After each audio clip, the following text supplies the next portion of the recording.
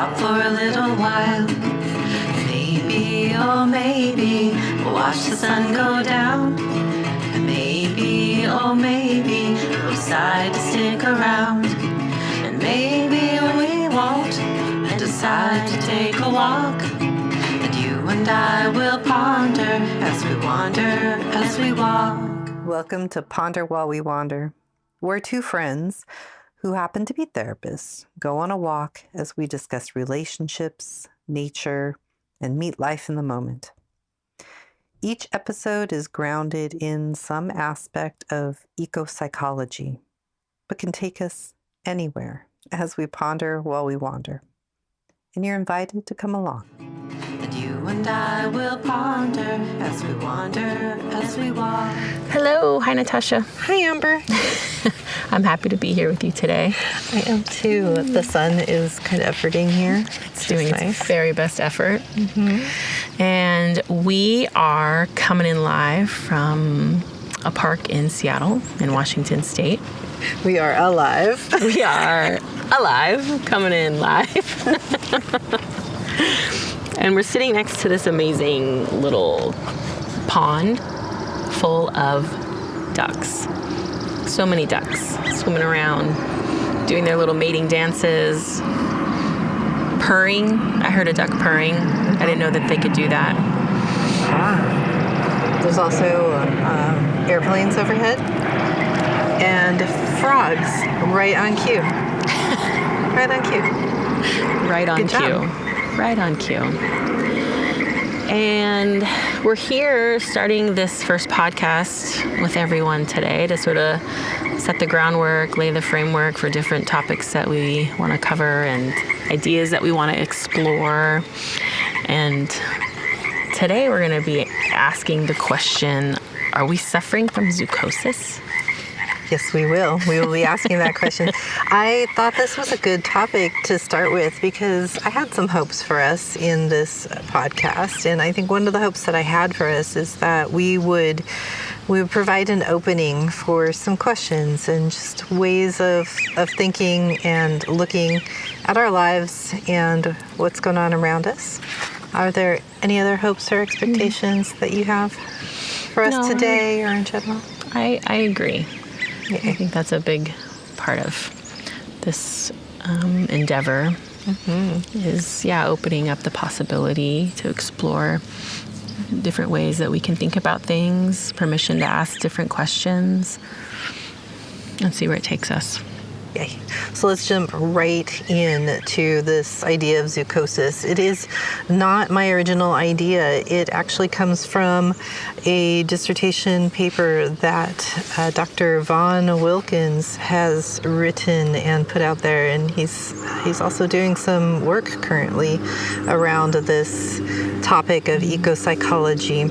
And the paper that dissertation he wrote is called Enculturated Captivity, the Ecopsychology of Collective Trauma. And I think that it does a great job of connecting what we might be experiencing as collective trauma right now. And that sometimes is a little bit hard for people to digest or even name or say that they're a part of. And so the way that I like to be able to start to describe it is through this metaphor of zoochosis. And zoochosis is the syndrome that you find in zoos, of all places. And what starts to happen in zoos when you take animals out of environments that they are adapted to and then put them in environments that they're not adapted to is oftentimes they will exhibit behaviors of stress and stress responses, different kinds of stress responses. And eventually a lot of them will decline to the point where they can't thrive and they even die in captivity. And so this is a problem. This is a problem for animals, and this is also a problem for zoos and zookeepers. So we humans have looked at these problems, thinking they're problems, and have come up with some solutions to help keep animals in zoos and keep them alive. And a lot of times they will match their problem-solving technique to something that they're seeing in animals. So you might see a big animal like a lion or a tiger doing a lot of pacing back and forth in their enclosure. Or you might see a predator animal that likes to hunt down its food, be not interested in the food that is regularly provided to them, and it may not eat that food, and that may cause nutritional deficiencies, et cetera, et cetera. So zookeepers come up with ideas to help kind of keep those animals engaged in living. And they might provide things like enrichment activities. So if you have a big polar bear that likes to push things around, they'll throw a big old beer keg into the pond so they can push it around, and keeps them stimulated, and probably helps them from not tearing the enclosure down. If you have animals that like to hunt for their food, you could see zookeepers hiding their food in different areas so that they can use those aspects of themselves to engage and thrive in that environment. And the connection to us humans here is that the question is, we may not be living in ways that are completely natural to us humans. If we look at ourselves as animals that once were in the wild, we can have a whole discussion about what is wild, what is nature, all that stuff as well. So if you could suspend that part of yourself for the moment and just stay with us, is that we start to see things as problems, like the zookeepers see problems. Right. But what I would challenge is that I think what zookeepers are seeing are symptoms, and that they are really trying to offset those symptoms. And what I really think is the problem is that we've got these animals that aren't designed to be in enclosures. And if we start to say, well, that's the problem, we've got these animals that aren't supposed to be here and they're here, okay, that is part of it. We also now cannot really go back and release these animals. Most of them, they're not, they've been in captivity for a while. And what you know about animals that are in their natural habitat is habitats change, and animals adapt to their habitats. So even if we kind of release these animals back out there again, they would not have the skills, they wouldn't have the means to be able to keep themselves alive as well in general. Right? So the problem's the problem, and we can't really go back and release them. So we're kind of caught somewhere in the middle. And if you think about us as humans, I kind of think that we might be in that position also. I mean, I don't think a lot of us are equipped to go, live in the tundra or in the forest, or, we have modern ways of doing that, but we also don't have the culture, the society around us to help support us as well. So herein lies, there might be some problems with the way that we live now, and symptoms that show up. Some of the things that I hear people come in with in therapy are often sleep issues, anxiety, depression. What else are you hearing, Amber? Yeah, people feeling really overwhelmed and not even knowing what to do about that, or having clarity of mind to even decide what they want to do or what might be helpful. Like there's just this kind of perpetual feeling of overwhelm that can be like make people freeze almost, in a sense. Not quite sure how to move forward. And they're coming into us as individuals and saying, there's something wrong with me. There's something wrong with me. Right. And I think our medical model of mental health also aligns with that. Oh, yes, well, if you've got anxiety or if you have stress, there must be something wrong with you. We have this list of symptoms and we have a name for whatever it is that you have. Right. And so we put a lot of emphasis on the individual as the problem in this medical model, where we might be questioning today, are these just adaptive strategies? Yeah, are they signals to a larger problem at hand, right? The symptoms. Multiple problems. Yeah, multiple problems at hand. Yeah.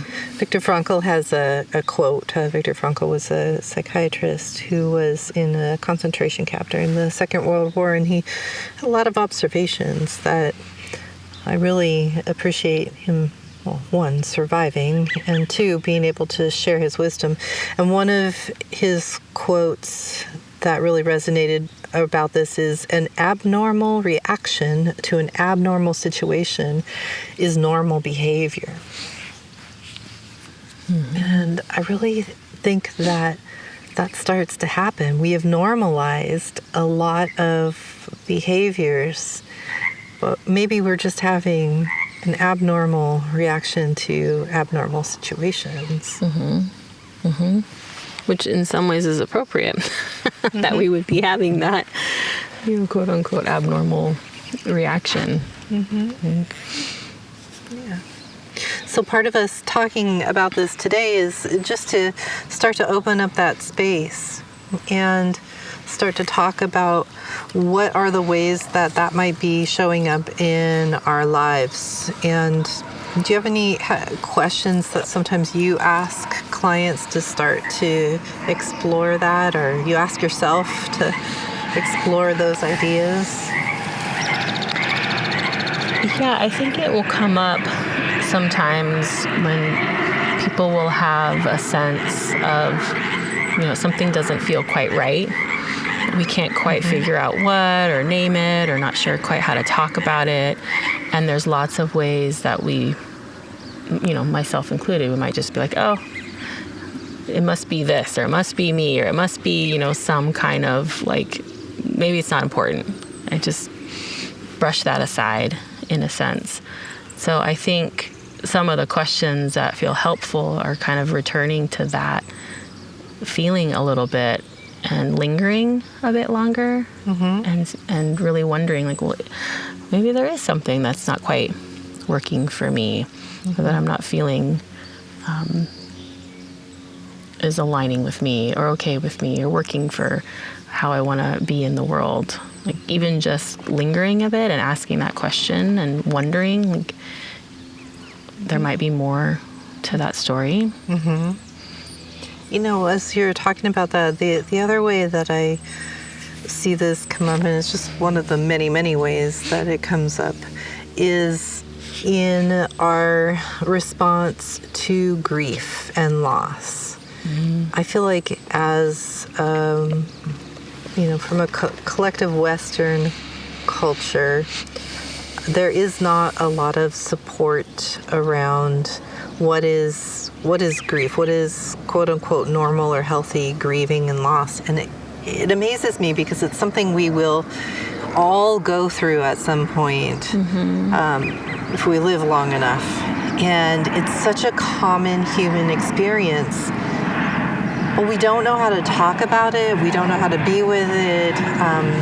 Some of our, workplace policies around it. A lot of times you get 2 days off for grieving. And if you've ever gone through any kind of loss that is significant in your life, what kind of time? What do you actually do in 2 days to help you grieve? It is not something that has a timeline, and it's ongoing, but there's this expectation that the show must go on, that life must go on, and business continues as usual.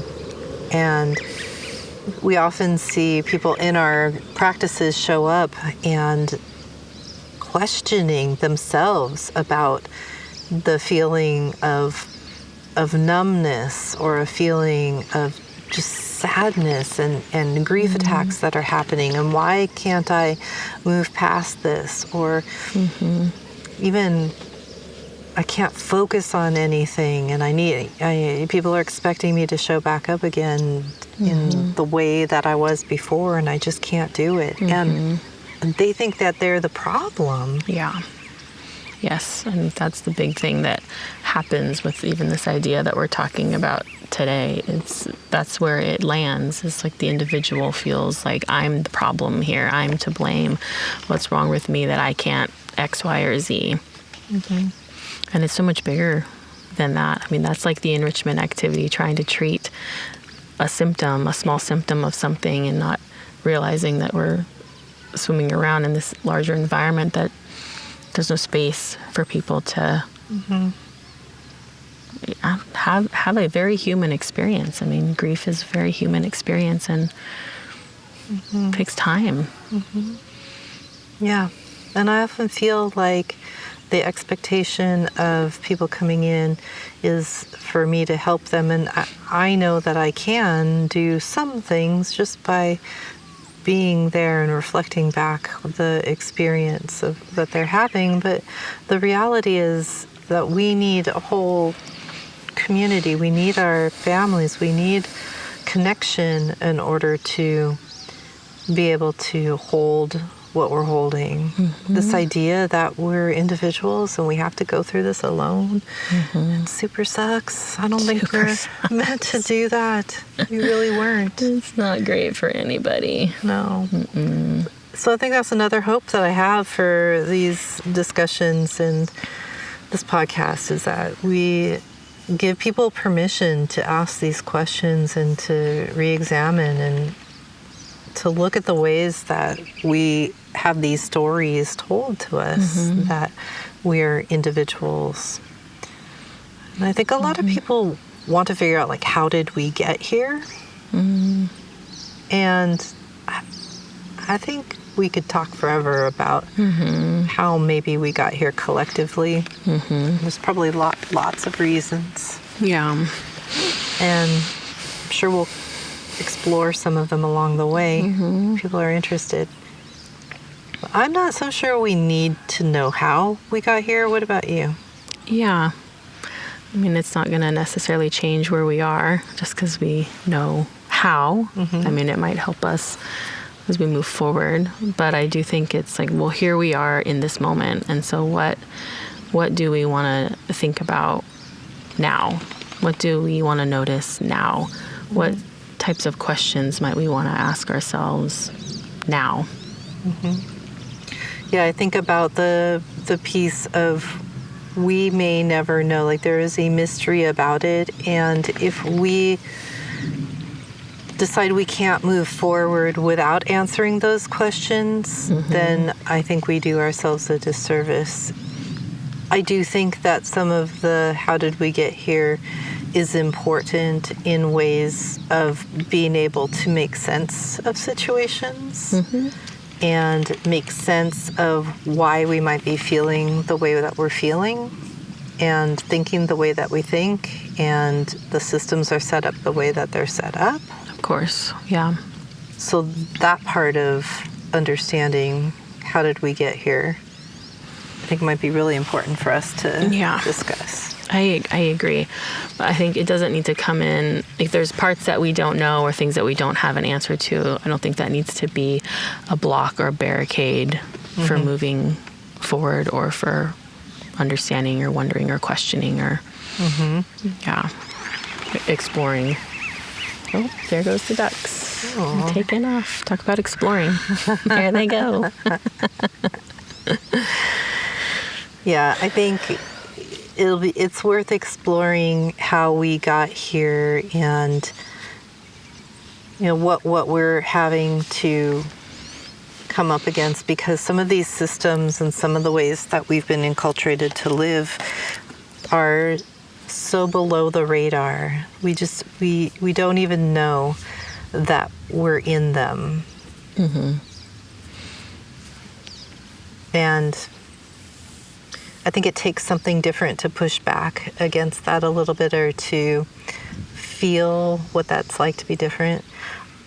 I think about something simple like sleep, and it's probably not very simple, especially I'm really bad at sleeping. Yeah. Sleep is Challenging. complicated. It's very complicated. But we all do it. It should be very easy to do. But I think about when I go camping and there's less artificial light, like maybe I have a headlamp, or maybe there's a lantern, or maybe there's a campfire, but really, and there's a lot more that goes along with it too. I don't have all my enrichment activities with me. Even though I try, I'm not the lightest packer in the world. Yeah. But when I can slow down, and when I am more connected to when the sun is up and when the sun goes down, and when life around me kind of takes a break as well. Maybe other critters come out at night. It sounds like you're kind of moving more with the rhythm, the natural rhythms that exist in nature. Yes, it is easier for me to fall asleep and stay asleep and wake up early. It really changes the way I sleep. Yeah, we'll have to circle back to this in a future episode around biophobias, but I might have a slightly different response to sleeping outside in nature. I wouldn't say that I sleep so well, but that's a topic for a future podcast. I think it's very important to this, because anything I'm going to say is going to come from my perspective of life, and yes, take that with a grain of salt.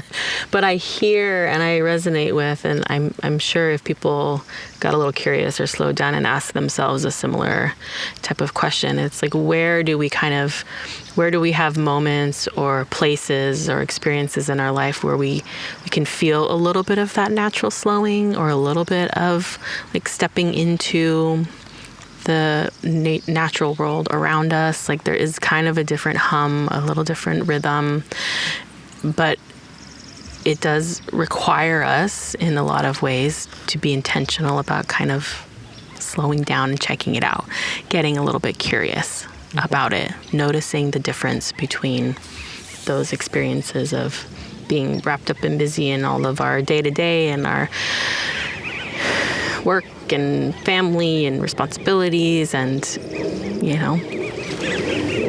there are holodex. 2 specific questions I do like to ask people. Oh, there's a hawk over there too. Do you see it? So cool. I wonder if that's why the ducks were. 2 specific questions that I like to ask people. One is for them just to take an assessment of their lives, of how much time are you spending on screens, and how much time are you spending in real life with people, another person. And just for information, just to be able to look at that yourself and really take notice of what that ratio is, or what that looks like for you. And the other question that I also like to ask is, how much time are you spending inside versus outside? And again, just asking the question, just noticing. And there's another quote by Viktor Frankl. Yeah. And he says, between stimulus and response, there's a space. In that space is our power to choose our response. In our response lies our growth and our freedom.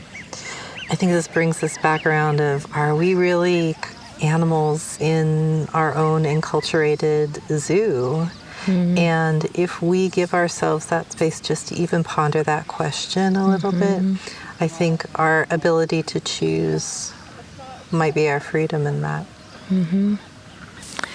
Yeah, I don't think I can wrap that up any better, Natasha. I think that's a really great question, and that's part of the pondering for today is that. Thank you. Thanks for pondering with me. And I hope that this was something that was enriching. I see what you did there. Yes. For all those who are listening, and we will come back again in our next episode, which is going to be on perceived effort of climbing up a hill and what that's like. So if you are interested in continuing with us, we would love to have you subscribe and join us on our next pondering. Sounds good. Until then, wander well.